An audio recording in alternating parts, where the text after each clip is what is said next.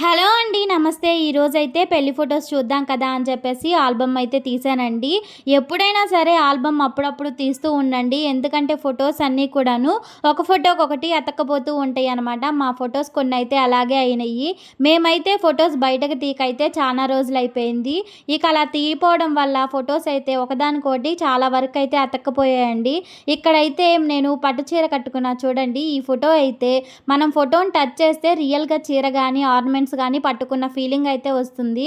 ఇకైతే చాలా బాగా నచ్చాయండి. అప్పట్లో ఏంటంటే ఇలా ఫోటోస్‌కి ఫ్రేమ్ రాకుండా సైడ్‌న ఫ్లవర్స్ అవేమి రాకుండా అప్పుడే అనమాట స్టార్టింగ్ న్యూగా వస్తున్నాయి అని చెప్పారు.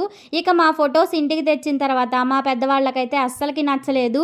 ఏంటి ఫోటోస్ ఫ్రేమ్‌గా లేకుండా ప్లెయిన్‌గా ఫోటోస్ అంటించేసినట్టు వచ్చేసాయి అని చెప్పారు.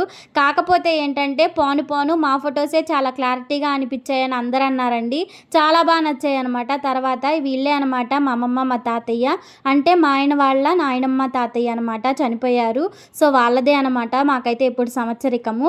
ఇక్కడొచ్చేసి నా ప్రతానంలో అప్పుడు కూడా పట్టు చీరే కట్టుకుంటారండి ప్రతానానికి కూడాను. ఇకైతే చాలా తక్కువ ఫోటోసే మీతోనైతే షేర్ చేసుకున్నాను.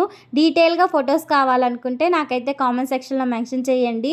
నేను ఈరోజు ఫోటోస్ చూస్తా. మీతో కూడా కొన్నైతే షేర్ చేసుకున్నాను. అప్పుడైతే చాలా సన్నగానే ఉండేదాన్నండి. ఇప్పుడైతే ఇక థైరాయిడ్ వల్ల అయితే లావొచ్చేసాననమాట. ఇక్కడ మా పిల్లోడైతే వచ్చి ఇక నేను లేనేంటి నువ్వు డాడీ ఉన్నారని చెప్పేసి అడుగుతున్నారు మమ్మల్నైతే. ఇది నువ్వు, ఇది డాడీ, మమ్మీ అని చెప్పి చెప్తున్నాడు. తర్వాత బయటకొచ్చేసరికి ఆవు, దూడ అయితే ఆ చివర, ఈ చివర ఉన్నాయండి రోడ్డుకి. అసలు అరుచుకొని భలే దగ్గరకొచ్చాయనమాట.